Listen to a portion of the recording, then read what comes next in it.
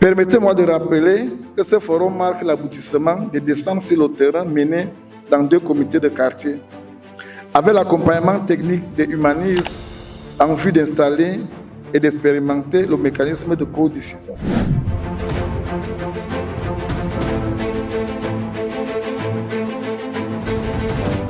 Aujourd'hui, les questions pour nous de venir d'abord, premièrement, restituer la phase d'expérimentation, en fait, des résultats issus du terrain. Après ces résultats, nous allons avoir une table ronde qui va nous permettre de dégager les recommandations qui vont être soumises à la mairie et pourquoi pas être délibérées lors d'un conseil municipal, parce que nous voulons vraiment qu'au niveau de Yaoundé 4, qui est vraiment la mise sur pied de cette expérimentation.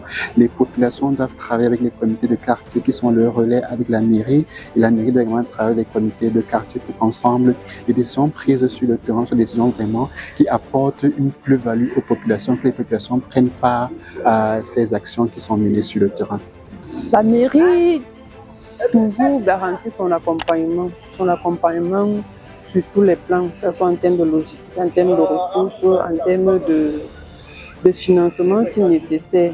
Dans la mesure où cela prône le gouvernement inclusif et participatif, il n'est question que il est question que tous les citoyens dans leurs zones respectives se sentent impliqués dans la question de leur développement local, qui se sentent soutenus, qui se sentent encouragés et qu'ils comprennent que leurs différentes voix portent, que ce soit en termes de revendications, que ce soit également en termes d'idées, de projets, qui ne se sentent pas exclus, qui ne se sentent pas abandonnés. Donc c'est en fait le rôle que la mairie se porte de jouer auprès des différents comités de quartier en particulier et de la population en général.